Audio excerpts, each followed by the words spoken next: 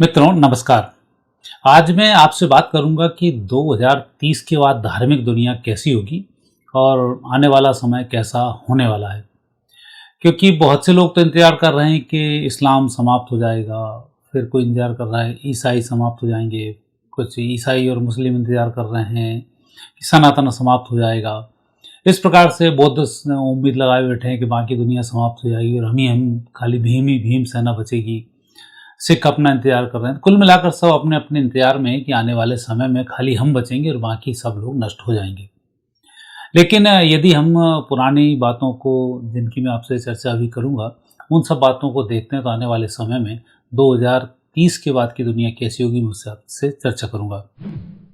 और 30 के बाद के जो मुझे संकेत मिल रहे हैं, वो यदि हम तीनों चारों को देखते हैं, सनातन को देखते हैं, इस्लाम को देखते हैं, ईसाई को देखते हैं, यहूदियों को देखते हैं, इनके ग्रंथों का अध्ययन करते हैं, तो आने वाले समय में हमें यह मालूम पड़ता है कि ये समस्त धर्म जो हैं, इनकी मूल जो सिद्धांत हैं, मूल सिद्धांतों से ये समस्त धर्म भटक चुके हैं और 2030 के बाद ये सब अपने अपने मूल सिद्धांतों की तरफ लौट जाएंगे।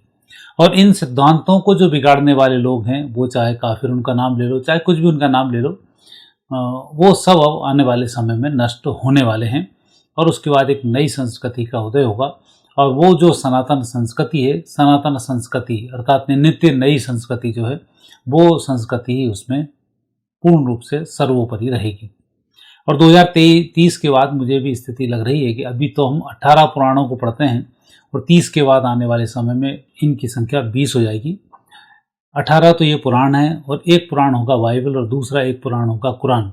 इन दो को भी इसमें शामिल किया जाएगा और आने वाले समय में ये सभी शिक्षाओं को उच्च शिक्षा के रूप में मान्यता प्राप्त होगी, क्योंकि इनके मूल जो सिद्धांत हैं, वो सिद्धांत वही प्रकृति प्रदत्त सिद्धांत हैं जो सदियों से चले आ रहे हैं, जब से सृष्टि का निर्माण हुआ। लेकिन समय समय रहता है, लोगों की अपनी अपनी भावनाएं होती हैं, अपने अपने अनुसार धर्म की लोग व्याख्या कर लेते हैं। वो कलयुग में तो विशेष रूप से ये व्याख्याएं होती रहती हैं और उस कारण से ही इस्लाम के जो लोग हैं वो इस्लाम की शिक्षाओं से भटक चुके हैं, ईसाई लोग ईसाई की शिक्षाओं से भटक चुके हैं, हिंदू जिन्हें कहना चाहिए वो भी अपने सनातन की शिक्षाओं से भटक चुके हैं और एक उन्होंने नए संप्रदाय की ही रचना कर ली है। जैसे मैं आपसे बात कहूँ, आज इस 8वीं शताब्दी से पहले तब तो कोई धर्म दूसरा था ही नहीं, सनातन धर्म था। उस समय में वैष्णवों में, शैव में और शाक्त में, वैष्णव अर्थात विष्णु को मानने वाले, शैव अर्थात शंकर भगवान को मानने वाले, शाक्त अर्थात देवी को मानने वाले, तीनों के अंदर इतनी भयंकर मारकाट होती थी कि लाखों लाखों लोग इसमें मार दिए जाते थे।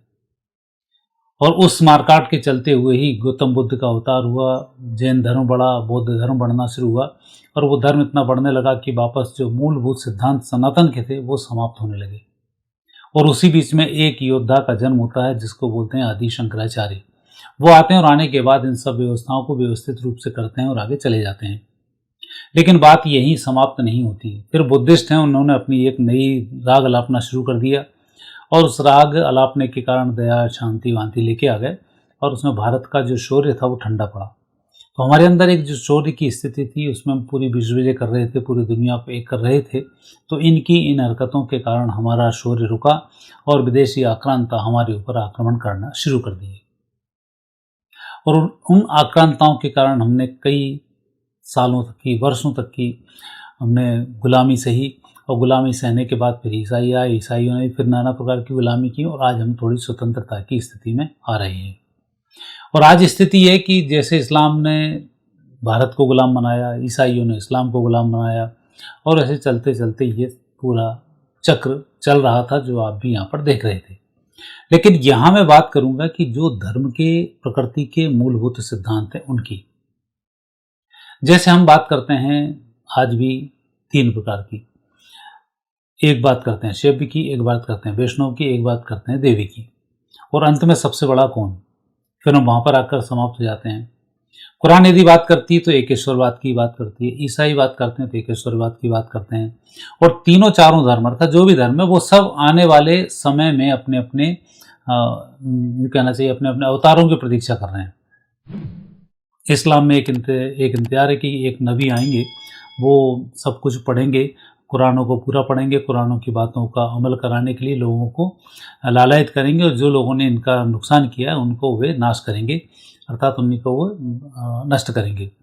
ईसा मसीह की भी यदि हम बात करते हैं तो उसके ग्रंथों में भी यही लिखा हुआ है कि इस प्रकार से एक उदय होगा और जो आने वाले समय में एक मसीह आएंगे और वो मसीह आने वाले समय में अपने धर्म के प्रचार करेंगे और उसको आगे बढ़ाएंगे। यहूदियों की बात करते हैं तो यहूदियों में भी कहा जाता है कि उनके यहाँ भी एक आने वाले समय में एक व्यक्ति का जन्म होगा जो दाऊद राजा के परिवार से होगा और वो फिर नई सत्य न्याय की वो रचना करेगा और रचना करने के बाद सृष्टि फिर नए सिरे से चलना शुरू हो जाएगी। और वहीं यह धारणा है भारतीय समाज में भी, सनातन संस्कृति में भी, कि कल की अवतार का अवतरण होगा और जो कल की अवतार आएंगे वो अपने तलवार के माध्यम से इस प्रकार के कुचक्र से सबकी मुक्ति करेंगे और 64 कलाओं से संपन्न होंगे। क्योंकि जब समय ठीक था तब भगवान राम 14 कला से जन्म लिए और उस समय में उन्होंने मानवता की स्थापना की और साथ ही कुछ विशेष धर्म की जो बातें हैं उन सब की बातों को रखते हुए एक मर्यादित स्थापनाओं को उन्होंने किया।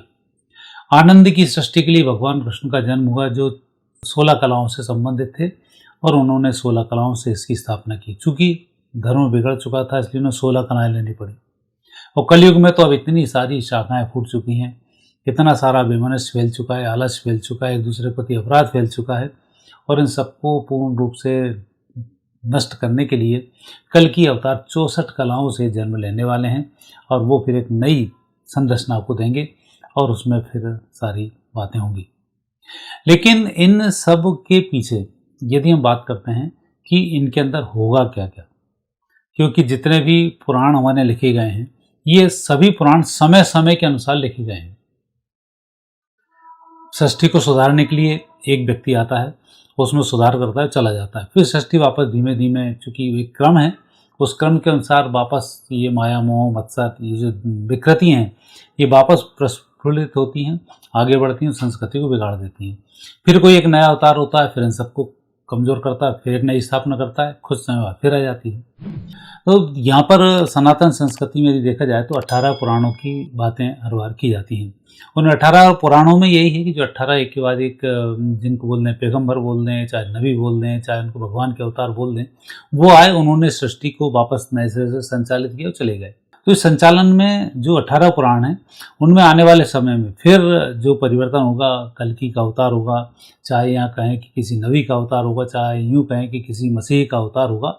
और ये सब जो अवतार जिन जिन की अवधारणा कर रहे हैं, क्योंकि अवतार जब होता है उन्हें कोई पहचानता तो है नहीं, जब चले जाते हैं उसका समझ में आता है कि ऐसा ऐसा था, तो जब आएंगे तब तो कोई पहचानेगा नहीं, और जब जाएंगे तब तक वो सारा खेल कर चुके होंगे, और जो खेल कर चुके होंगे वो सभी संप्रदायों के अनुसार एक सर्वमान्य नियम को बनाएंगे, उस नियम पर हम चलना शुरू करेंगे।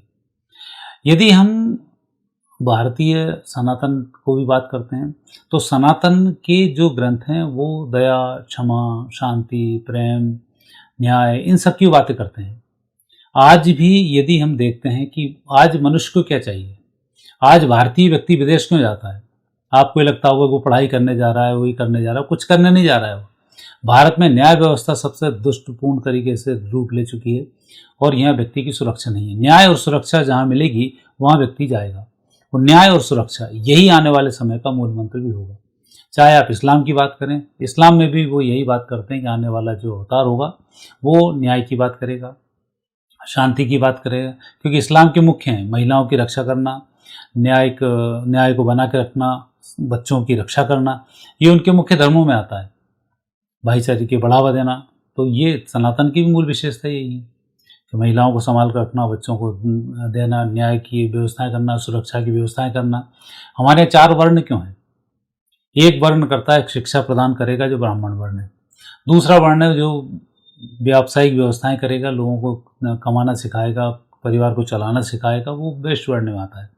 तीसरा वर्ण एक जो सुरक्षा प्रदान करता है वो क्षत्रिय वर्ण हमारे माना जाता है। एक सेवा करने के लिए शूद्र वर्ण है जिसको हम की भले गलत तरीके से दलित वलित करके हम रखते हैं, जो हमारे यहाँ सर्वमान्य वर्ण हुआ करता था उसको आज हमने सबसे नीचे स्तर पर ला कर रख दिया है। तो ये हमारी दुर्भावना है, ये सब नष्ट होने वाली हैं। तो आने वाले समय में जो एक सबसे अच्छा सेवा का वर्ण हुआ करता था उसको हमने दलित में लाकर खड़ा कर दिया और उसकी गलत परिभाषाएं हमने दे दी, तो समाज में एक नई विकृति का जन्म हो गया जो अब सुधरने वाली नहीं है बिना अवतार के। तो इस प्रकार से 4 मूल जो धर्म हमारे थे वो भी यही थे। यदि हम ईसाइयत की में जाते हैं तो ईसाइयत में भी बात, वो मसीह जो आते हैं वो ईसा मसीह भी बात करते हैं, प्रेम की बात करते हैं, दया की बात करते हैं, क्षमा की बात करते हैं, एक दूसरे के लिए सहयोग की बात करते हैं, आपस में पूरे क्षेत्रों को मिलाकर, बड़े क्षेत्र को बनाकर और सबके साथ भाईचारे की बात करते हैं। और यदि हम इन परिवर्तनों को देखें, सृष्टि के इस परिवर्तन को, तो उसमें ये बातें बिल्कुल क्लियर आती हैं। एक समय था जबकि इसमें सनातन फूटा हुआ था, फिर सनातन के अंदर झगड़े शुरू हुए, शैव के झगड़े शुरू हुए, शाक्त के झगड़े हुए, वैष्णव के झगड़े शुरू हुए। अंत क्या हुआ कि एक व्यक्ति फिर इस्लाम के रूप में यहाँ पर थोपा गया, और जब इस्लाम यहाँ पर आया तो उसने इन सब में मारकाट मचानी शुरू कर दी, और फिर धीमे धीमे इन तीनों वर्णों में एकता आनी शुरू हुई, और उसके बाद हम तीनों वर्ण एक हुए, और फिर हमारी लड़ाई शुरू हुई इस्लाम से।